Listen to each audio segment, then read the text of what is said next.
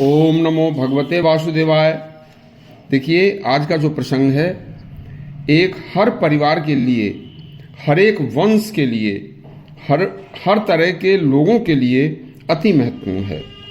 एक बार आदि शंकराचार्य अपने शिष्यों के बीच में घिरे हुए बैठे थे, तो उनके मुमुक्षुओं ने, उनके शिष्यों ने उनसे एक प्रश्न किया कि हे भगवान, हमें बताइए कि किसी परिवार का कभी कभी वंश नष्ट कैसे हो जाता है। वहाँ पर कोई पुत्र आदि उनका पैदा नहीं होता, और कभी कभी तो किसी के पुत्री भी नहीं होती, और वह धन संपत्ति राज सब यहीं का यहीं उनके सामने ही नष्ट हो जाता है। इसका क्या कारण है? देखिए, तो आदि शंकराचार्य ने अपने आश्रम में पढ़ने वाले उन शिष्यों को जीवन के मूलभूत सिद्धांतों को समझाया। तभी उन्होंने इस प्रश्न का उत्तर दिया।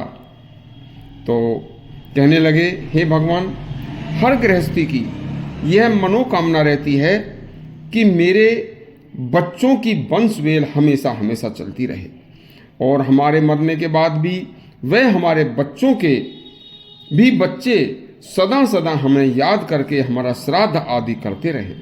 लेकिन कभी कभी मनुष्य की यह मनोकामना पूरी नहीं हो पाती, और उनकी संतान के संतान नहीं होती, और उस परिवार का वंश का यहीं पर अंत हो जाता है, तथा उस परिवार की संपत्ति का कोई वारिस नहीं रहता। इसका कारण क्या है? देखिए, तो भगवान ने उत्तर दिया, हे बच्चों, जिस व्यक्ति ने अपने जीवन काल में केवल धन तो अर्जित किया, परंतु उस धन का से कोई धर्म नहीं किया, तो उसका वंश नहीं चलता। उसका वंश उसी के सामने नष्ट हो जाया करता है। इसके बाद जिस व्यक्ति ने किसी असहाय, जो दूसरों की सहायता से जी रहा हो, उसकी सहायता नहीं की, तो उसका भी नष्ट हो जाया करता है। जिस व्यक्ति ने कभी किसी दुर्बल, कमजोर, वृद्ध, बूढ़े तथा बीमार को सताया हो, उसकी भी वंश बेल नहीं चलती, उसका भी वंश नष्ट हो जाया करता है। जो लोग किसी न किसी प्रकार से गौ हत्या में जाने अनजाने लिप्त होते हैं, और बस उनका भी वंश नष्ट हो जाया करता है।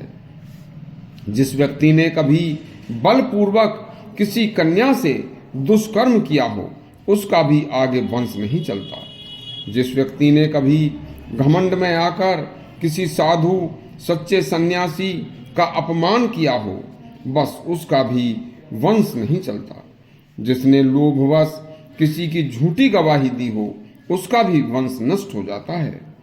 देखिए, जो व्यक्ति किसी की अमानत को, रखी हुई चीज को वापस नहीं देता और उसे अपनी बना लेता है, उसका भी वंश नष्ट हो जाया करता है, तथा उसके पुत्र आदि अकाल मृत्यु को प्राप्त हो जाते हैं।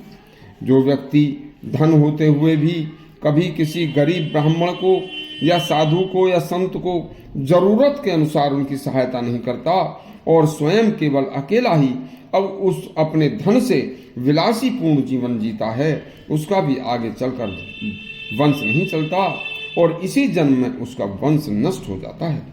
जो व्यक्ति अपने पास धन को भगवान की कृपा ने मानकर न भगवान का भजन करता है, न भगवान की उसे कृपा दृष्टि समझता है, बस स्वयं ही उस धन को, न ही उस धन से कभी स्वाध्याय करता है, स्वयं ही उस धन का किसी भी प्रकार से सदुपयोग या दुरुपयोग करता है, और उस पर अपना अधिकार जमाता है, दिखाता है, तो वह भी स्वयं अपने पुत्र आदि के साथ, समस्त धन बल के साथ नष्ट हो जाता है। देखिए, जिस व्यक्ति के बलवान पुत्र आदि धन बल से दूसरों को सताते हैं, डराते हैं, धमकाते हैं, उनका भी धन व पुत्र आदि सब नष्ट होकर यहीं पर नष्ट हो जाते हैं।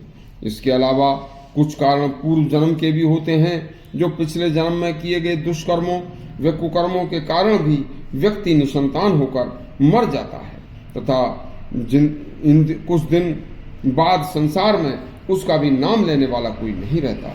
भगवान यदि आदि शंकराचार्य कहते हैं कि हे बच्चों, जिसने यह हमारे अनमोल मनुष्य जीवन पाकर इसका कोई सदुपयोग नहीं किया, उसका जीवन क्षण भंगुर जुगनू की तरह है, जो क्षणिक रूप समय में ही चमक कर नष्ट हो जाया करता है। यदि आपको यह हमारा प्रसंग अच्छा लगा हो तो हमारे चैनल को सब्सक्राइब करें और बेल आइकन अवश्य दबाएं। धन्यवाद।